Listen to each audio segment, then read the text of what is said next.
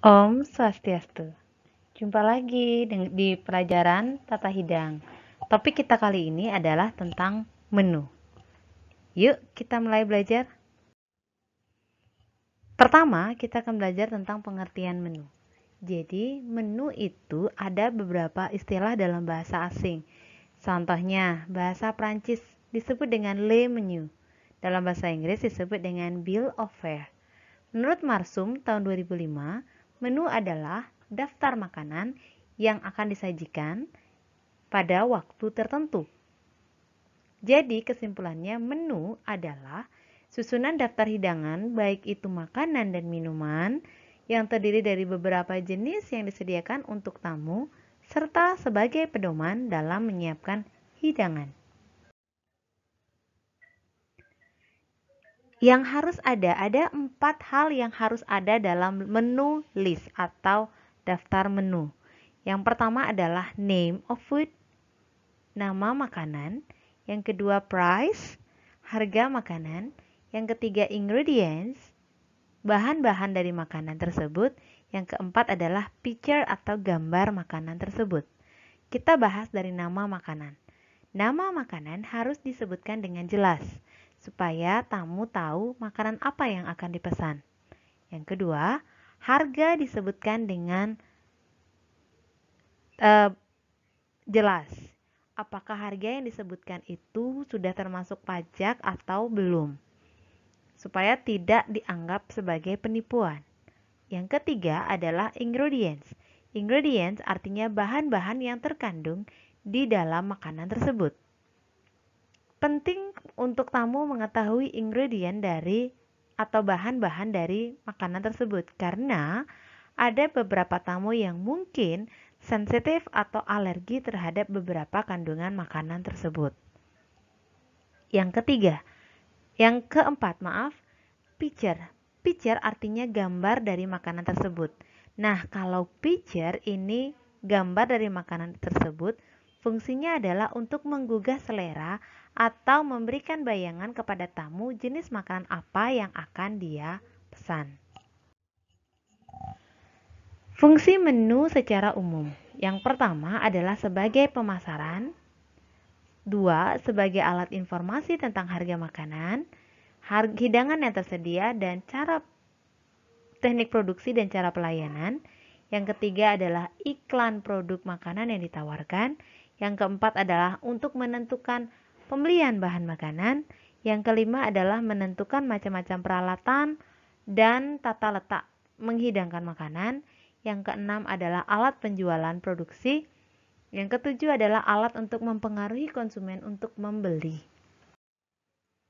Baik, fungsi menu. Jadi fungsi menu di sini adalah untuk restoran. Sekarang tadi kita sudah bicara tentang fungsi menu secara umum. Sekarang lebih spesifik kepada masing-masing unit. Yang pertama untuk restoran itu sendiri. Untuk restoran, menu digunakan sebagai media komunikasi menyampaikan hal-hal yang dijual oleh pihak restoran kepada tamu. Yang kedua, sebagai media promosi restoran dan fasilitas yang ada di dalam restoran itu serta produk-produk terbaik dari restoran tersebut. Misalnya nih, ada promo all you can eat misalnya. Nah, di menu inilah pihak restoran akan mempromosikan paket-paketan atau menu-menu apa yang menjadi best seller atau favorit di sana. Untuk kitchen, menu bagi kitchen sangat penting karena bagian kitchen dapat menggunakan menu untuk menyiapkan anggaran untuk membeli bahan makanan yang akan dibuat untuk menyajikan makanan yang terdapat dalam menu. Juga untuk menyiapkan peralatan yang diperlukan, pembagian tugas, dan menyusun struktur organisasi kitchen. Contohnya ya, ketika di menu disebutkan makanannya adalah mie goreng. Berarti pihak kitchen harus menyiapkan mie sebagai bahan utama dari menu tersebut. Jika dalam menu tidak ada misalnya tidak ada sate atau ayam panggang, maka pihak kitchen tidak perlu menyiapkan alat panggang karena itu akan membuang-buang waktu. Sebagai waiter, fungsi menu adalah informasi untuk menyiapkan peralatan atau hidangan yang diperlukan untuk produk yang ditawarkan serta bagaimana melayaninya. Contoh, jika dalam menu disebutkan yang dihidangkan adalah chicken stick, maka pihak waiter harus menyiapkan alat hidang atau alat untuk peralatan makan dan minum yang digunakan untuk menyantap chicken stick tersebut. Jadi, dia harus menyiapkan dinner knife dan dinner fork. Jangan menyiapkan dinner spoon karena akan mempersulit tamu dalam menikmati hidangan yang dipesan. Untuk tamu, fungsi menu adalah sebagai informasi tentang makanan yang dapat dipesan di restoran itu dan mengetahui jenis makanannya serta harga yang diberikan oleh restoran tersebut. Nah, kerangka menu. Ada dua jenis kerangka menu. Yang pertama adalah menu klasik dengan 13 courses atau 13 hidangan. Yang berikutnya adalah menu modern. Kita bahas dari menu klasik dengan 13 hidangan. Pada awalnya menu dibagi menjadi 13 hidangan. Yang pertama adalah cold appetizer, kemudian diikuti dengan sup, kemudian hot appetizer, kemudian fish, main course, hot entry, cold entry, sherbet, roast, sampai dessert. Jadi sangat banyak sekali. Nah, karena kesulitan dalam menyajikan menu 13 hidangan, maka disederhanakan menu tersebut menjadi menu modern. Dalam susunan menu modern, 13 menu tersebut, 13 hidangan tersebut disederhanakan menjadi 6 hingga yang paling sederhana adalah menu 3 course. Jadi jadi manfaatnya lebih banyak dalam satu kelompok hidangan, bisa ada beberapa pilihan makanan atau yang bisa dihidangkan.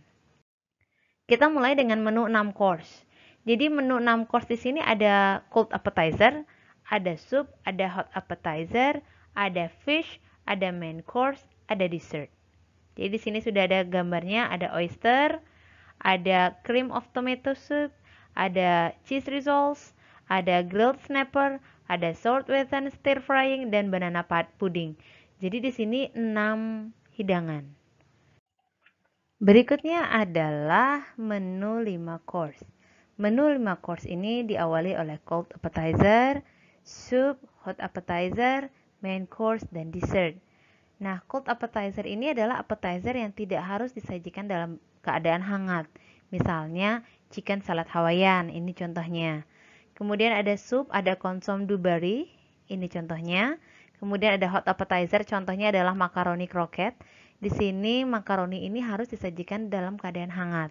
Maka dia menggunakan hot appetizer, disebut dengan hot appetizer. Berikutnya dalam main course ada sirloin steak with mushroom sauce, dan dessert ada caramel pudding. Berikutnya adalah menu 4 course. Menu 4 course ini adalah menu yang paling banyak digunakan pada saat ini. Jadi dimulai dengan appetizer, kemudian soup, ada main course, ada dessert.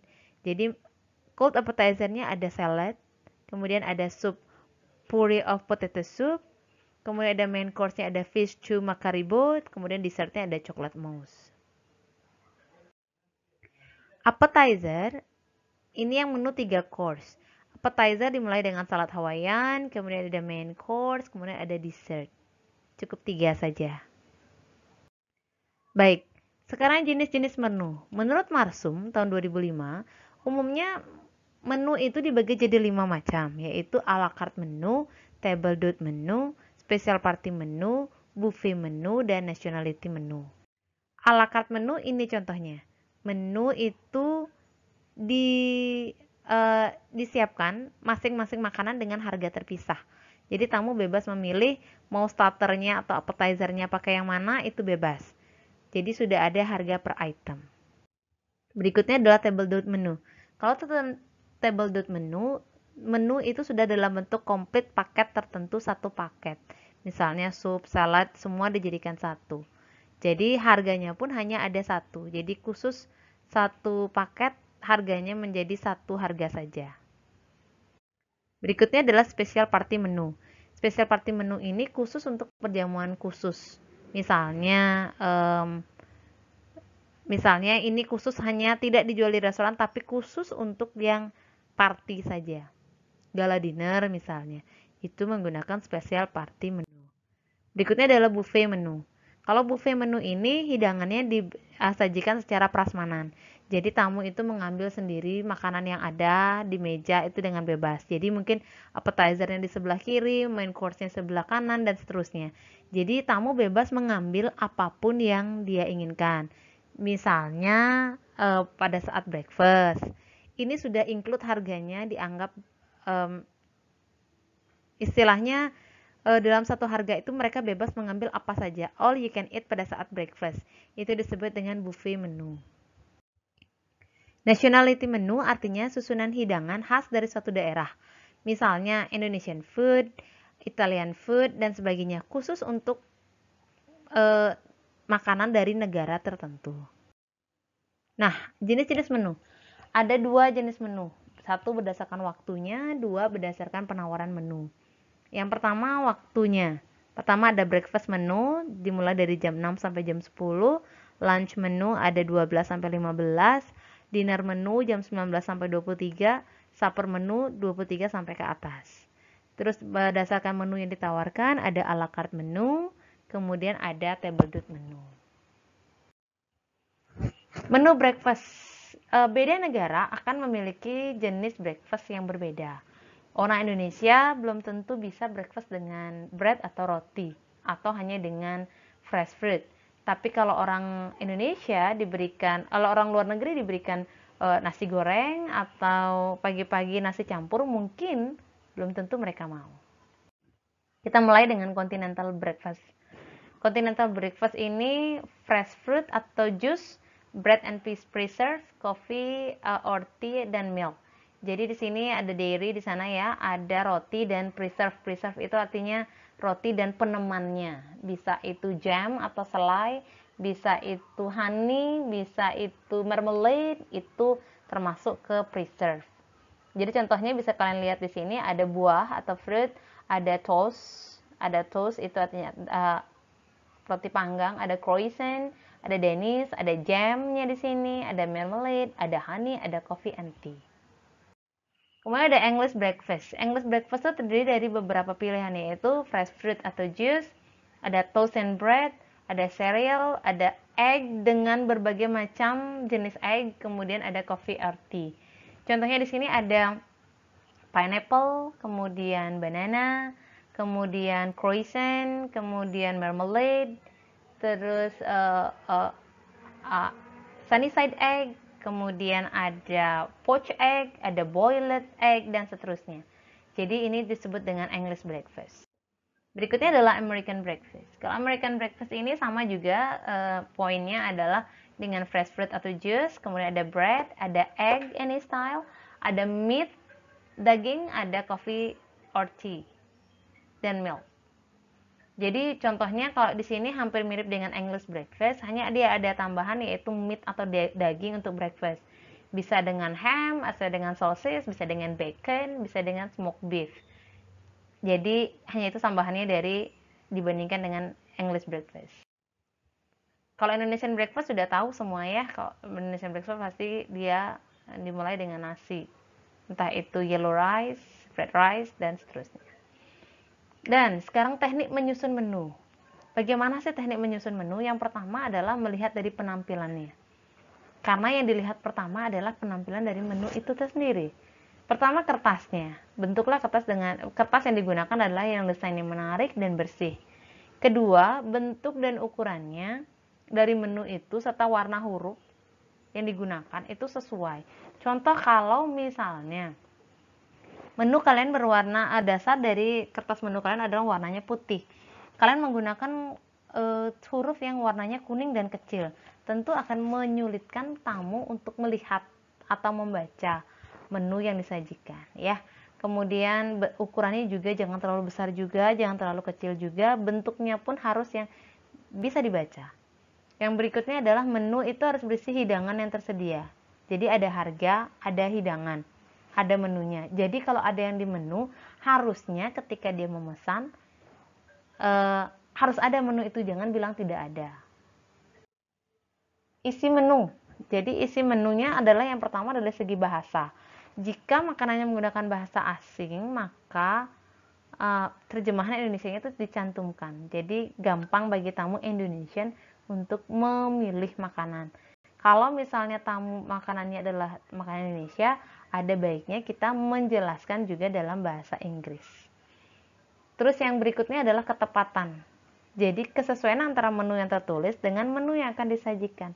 Jangan gambarnya bagus, cantik, ternyata datangnya hanya tanpa garnish, tanpa tidak seperti yang ada di menu. Nah, itu akan menimbulkan kekecewaan dari tamu itu sendiri. Penetapan harga. Harga ini penting, jangan sampai harga ini merugikan kita atau malah merugikan kita dalam artian satu, terlalu murah, atau yang kedua adalah terlalu mahal. Kalau terlalu mahal dengan rasa yang sama dengan pesaing kita, tentu membuat orang akan lebih memilih ke tempat orang lain. Nah, maka dari itu harus benar-benar difikirkan harga yang digunakan. Hal-hal yang perlu dihindari ketika kalian membuat atau menulis sebuah menu. Yang pertama adalah pengulangan bahan utama. Nah, misalnya di sup kalian sudah bikin mushroom soup. Kemudian di menu utama atau main course kalian menyajikan lagi chicken stick with mushroom sauce. Jadi mushroom itu berulang di beberapa hidangan. Appetizer ada mushroom, main course ada mushroom, kemudian nanti kalian di sup ada mushroom lagi. Nah, ini akan mengulang-ulang bahan utama dari menu, sehingga akan menimbulkan kebosanan dari tamu tersebut. Yang kedua, pengulangan warna. Contoh, untuk appetizer kalian membuatnya adalah salad, vegetable salad dengan dominan warna hijau. Kemudian kalian masuk lagi dengan sup. Supnya clear soup tapi juga clear soup vegetable soup. Vegetable soupnya dominan warna hijau.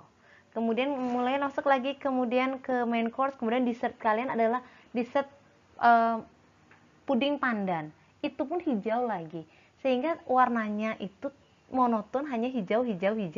Itu akan menimbulkan kebosanan kepada dari sisi ketika melihat itu akan merasa sesuatu yang monoton. Terus yang ketiga adalah pengulangan istilah.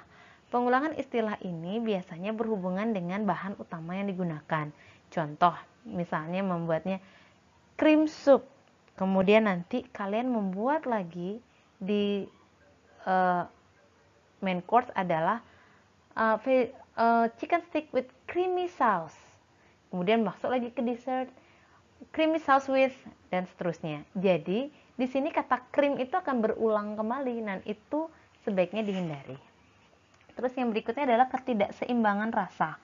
Jika satu hidangan itu mempunyai rasa yang sudah berat, contohnya misalnya gado-gado dengan peanut sauce, itu sudah berat. Kemudian kalian masuk lagi dengan sup yang rasanya kencang seperti tom yum misalnya, yang spicy, yang agak berat. Jadi antara appetizer dengan sup itu sudah rasa yang berat, kemudian rasa yang berat, kemudian di main course diikuti lagi dengan rasa yang berat. Nah, rasa menjadi tidak seimbang. Lebih baik kalau kita membuat rasa yang ringan terlebih dahulu, kemudian dinaikkan ke rasa yang cukup kuat, kemudian turun lagi ke rasa yang cukup ringan. Seperti itu, jadi rasanya menjadi seimbang. Terus yang berikutnya adalah tekstur makanan yang sama. Tekstur makanan yang sama misalnya di sup kalian membuat makanannya adalah pada saat appetizer kalian memberikan makanan yang lembek, tekstur makanan yang lembek, kemudian atau porridge atau bubur. Kemudian lanjut di sup kalian membuat lagi cream soup yang thick soup yang kental. Itu lembek lagi. Kemudian di appetizer di dessert kemudian lagi kalian memberikan tekstur makanan yang sama, misalnya pudingkah yang lembek Nah, itu menyebabkan tekstur makanan itu jadi tidak ada variasi. Pengulangan saus. Saus yang berulang-ulang akan memberikan rasa yang sama di setiap makanan. Jadi tidak ada rasa yang berbeda antara satu makanan dengan makanan lain. Yang terakhir adalah pengulangan garnish.